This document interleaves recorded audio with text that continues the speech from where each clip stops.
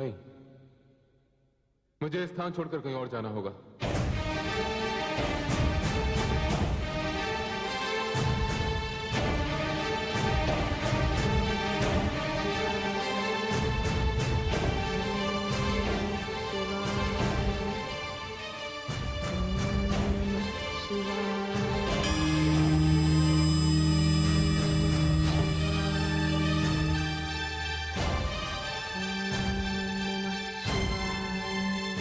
पार्वती, आप मेरा अंश हैं, मेरी शक्ति है।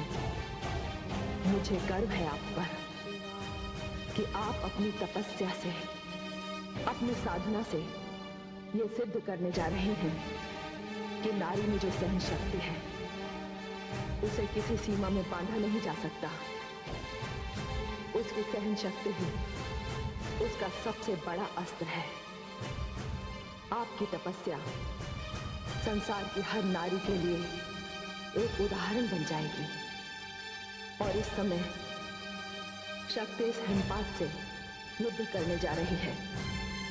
मेरी मंगल कामना है कि आपका ये प्रयास सफल हो, आपका स्वप्न साकार हो। और इस समय क्या सृष्टि, क्या देवी देवता, क्या मानव, क्या पशु पक्षी, सबके सब शिव और शक्ति के मिलन की आस लगाए बैठे हैं।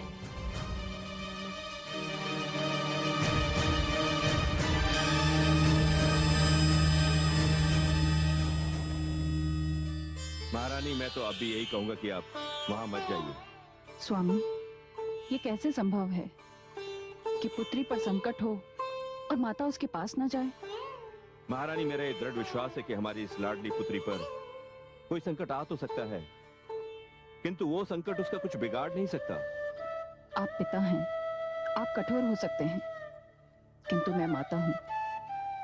यदि आज सारे देवी देवता भी आकर मुझे आश्वस्त करें तो मैं नहीं मानूंगी, क्योंकि आप देख रहे हैं वातावरण कितना भयानक है। मुझे खेद है महारानी, आप इस समय ऐसा व्यवहार कर रही हैं जैसे मरुस्थल का कोई प्राणी व्यवहार करता है जिसने कभी हिम के दर्शन किए ही ना हो। महाराज, मुझे मत रोकिए, मुझे आज्ञा दीजिए। जैसी आपकी इच्छा महारानी।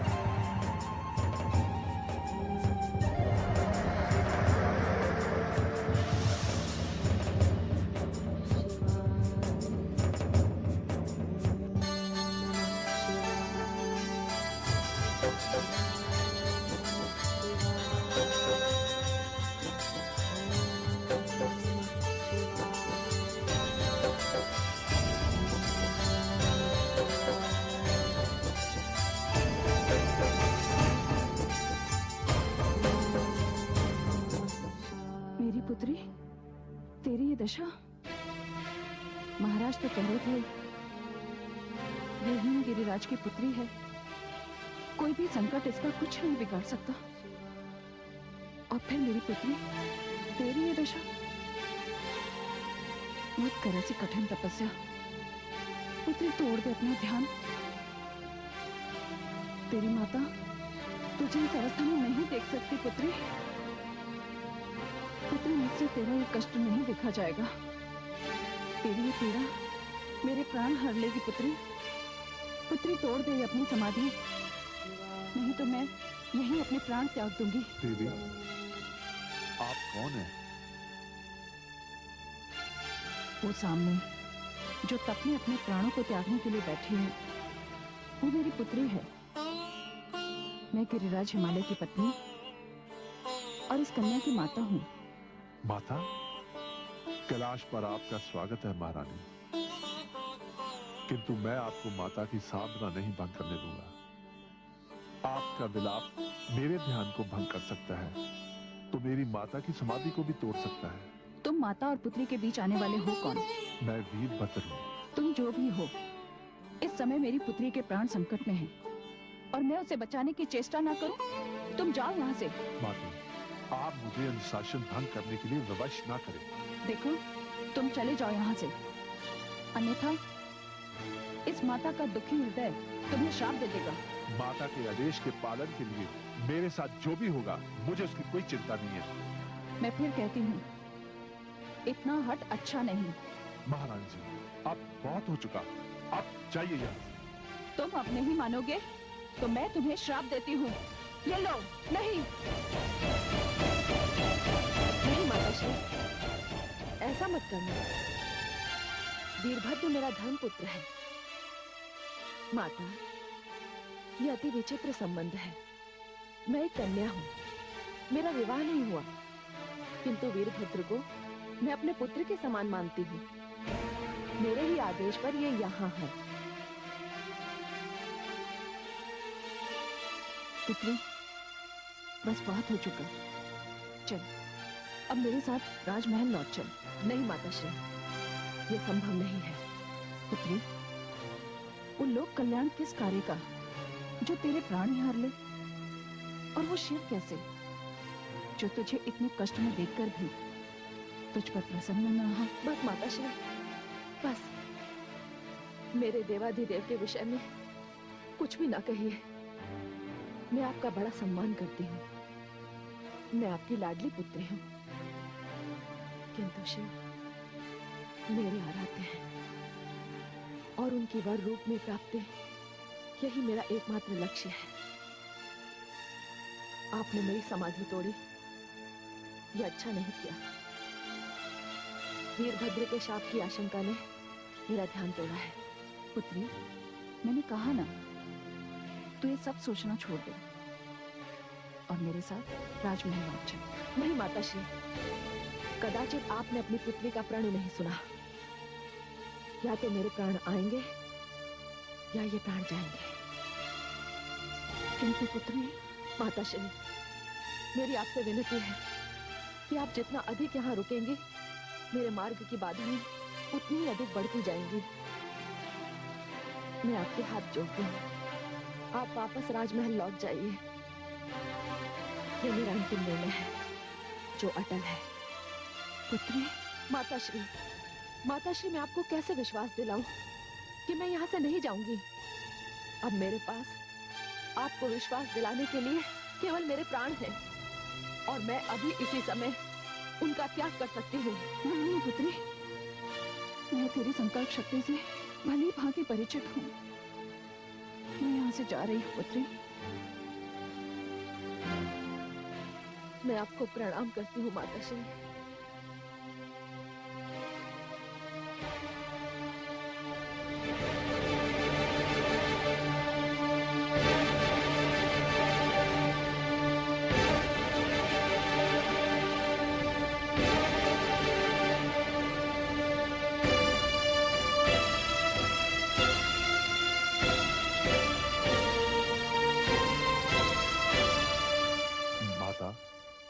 वो आपकी माताश्री थी, किंतु मैं आपके आदेश के कारण विवश था। नहीं पुत्र वीरभद्र, इसमें तुम्हारा कोई दोष नहीं। जाओ पुत्र, तुम अब जाकर विश्राम करो। प्रणाम माते।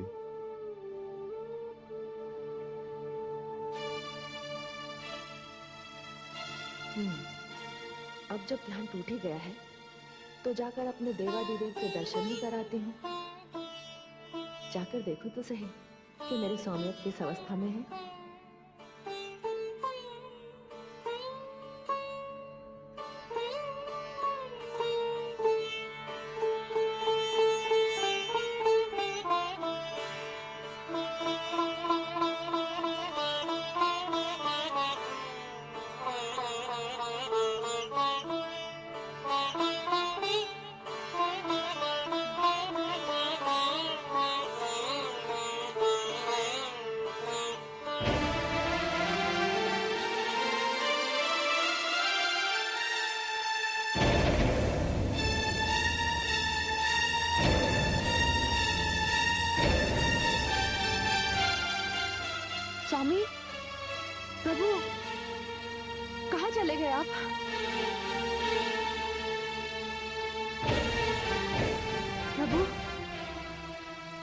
प्रभु, कहाँ हैं आप?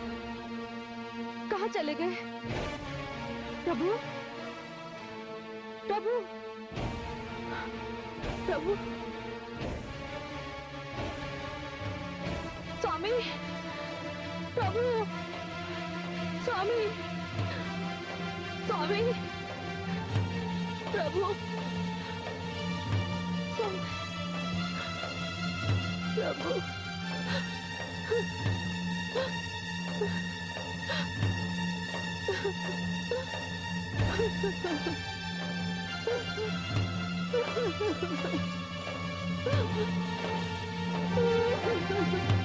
हे स्वामी, मुझसे ऐसा क्या अपराध हो गया?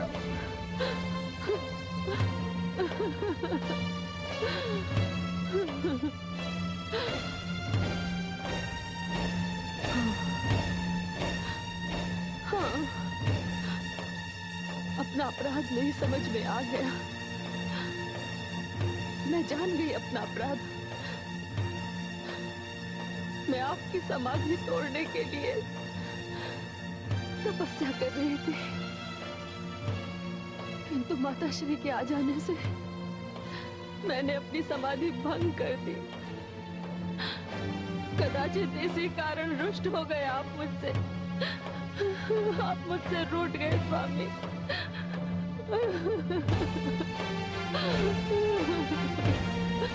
स्वामी, आप मेरे निकट हैं। इसी आश्रय पर बैठी मैं तपस्या कर रही थी, किंतु आप कहाँ चले गए स्वामी? हे भोलेनाथ, हे देवाधिदेव, महादेव, कहाँ है आप? कहाँ है मेरे प्रभु? कहाँ है प्रभु? प्रभु कहाँ है आप? कहाँ है मेरे प्रभु, मेरे स्वामी? कहाँ चले गए मेरे स्वामी? कहाँ चले गए?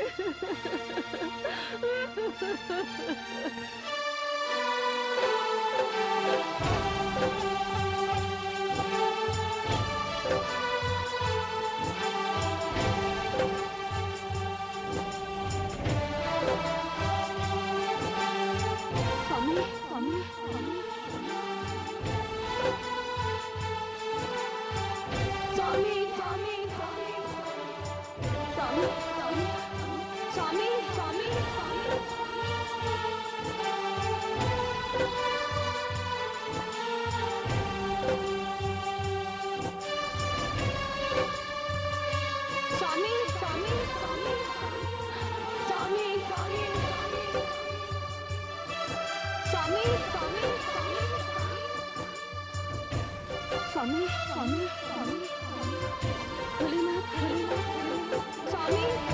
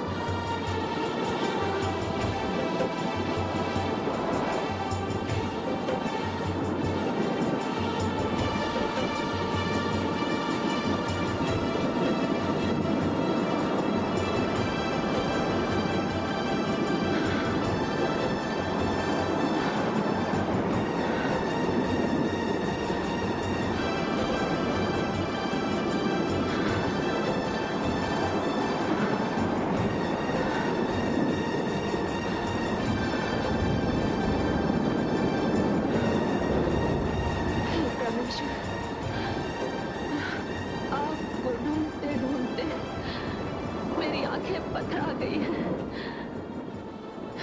ये नैन तरस गए हैं। हे त्रिलोकीनाथ, मैं आपके बिना अनाथ हो गई हूँ। हे आकाश, कहाँ है मेरे देवता? दिशाओ, तुम ही बताओ, कहाँ है मेरे शिव? हे कैलाशपति, मेरी मृत देह को बाहों में उठाए आप वन, पीहर, नदी, पर्वत पार करते रहे, एक लोक से दूसरे लोक का भ्रमण करते रहे। अब मेरे जीवित शरीर को इन सुनसान शिखरों पर खो जाने के लिए छोड़कर आप कहाँ चले गए? मेरा तो ये जीवन ही व्यर्थ हो गया। शक्ति के जीवन का आधार है शिव। बिना शिव के ये जीवन किस काम का?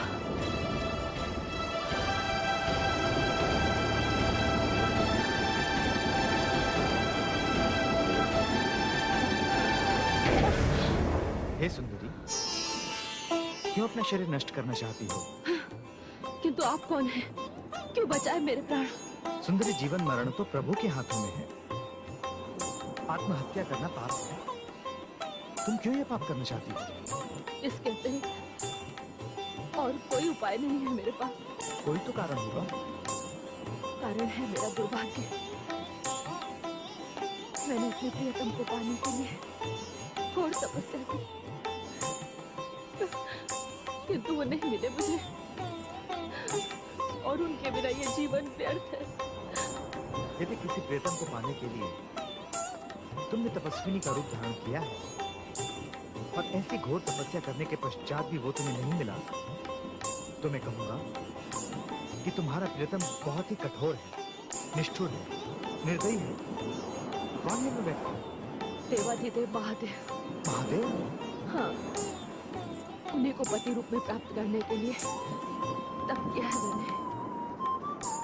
तुम सच कह रही हो या परिहास कर रही हो? ये सत्य है, ऐसी ही आकांक्षा है मेरी। सुंदरी, बड़ी विचित्र हो तुम। यदि तुम्हें तपस्या ही करनी थी तो किसी इंद्र जैसे देवता के लिए करती। बस, कृपया शांत हो जाइए। इसके आगे मैं एक शब्द भी नहीं सुनना चाहती। मेरे लिए शब्द पिघले हुए शीशे के समान है, जिन्हें आपने मेरे कानों में उंडेल दिया है। मैंने सत्य कहा देवी। आपको तो प्रसन्नता होनी चाहिए। चलिए, इंद्र नहीं, कोई और देवता सही, कुबेर सही, वरुण सही, अग्नि सही, ये सब एक प्रतापी देवता है और ये सब आपके नहीं, अब मैं आपसे बात नहीं करना चाहती। कृपया आप यहाँ से चले जाइए। नहीं सुनो, मैं यहाँ से नहीं जाऊंगा, कदापि नहीं जाऊंगा। यदि मैं यहाँ से चला गया तो आप आत्महत्या कर बैठेंगी और ऐसा मैं होने नहीं दूंगा। आपके जैसी सुंदर स्त्री बिना विवाह करे संसार से चली जाए, नहीं देवी। आप जानती नहीं देवी, सभी देवताओं तक पहुंच है मेरी। अब संकोच छोड़िए और मुझे बताइए कि पति रूप में आपको कौन सा देवता अच्छा लगता है? महादेव, महादेव, महादेव। तुम कहते हो, स्वप्न में भी किसी के बारे में नहीं सोचा, किंतु आपने मुझे इतनी पीड़ा दी है कि उसके उत्तर में यदि मैंने आपको दंड नहीं दिया तो मेरी आत्मा को शांति नहीं मिली। दंड? कैसा दंड देवी? यदि मैंने अपने मन, वचन, कर्म सबसे केवल अपने महादेव की आराधना की है, तो हे मां शक्ति, परमेश्वरी, इस पल पर मैं इस अघोरी को श्राप देती हूँ कि... अरे नहीं देवी, ये आप क्या कर रही हैं? छोड़ दे, छोड़ मेरा हाथ, छोड़ दे, छोड़ दे। देवी, इसी हाथ को पाने के लिए आपने इतनी तपस्या की, इतना कष्ट उठाया, अब ये हाथ आपको मिल गया है और आप इसे छोड़ना चाहते हैं? छोड़ना चाहता समझता है।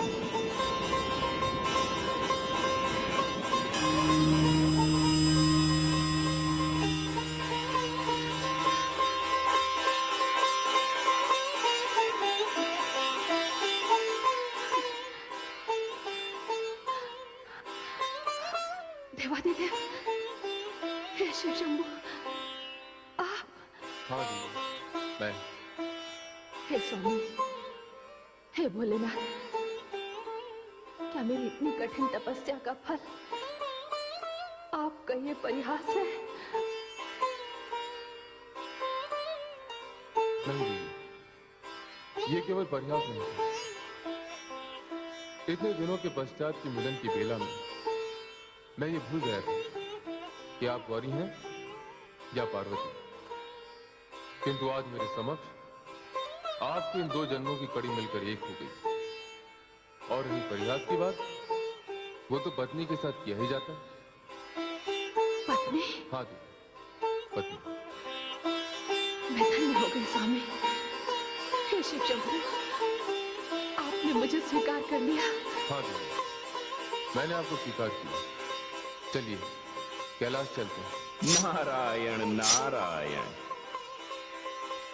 देवर्षि आप?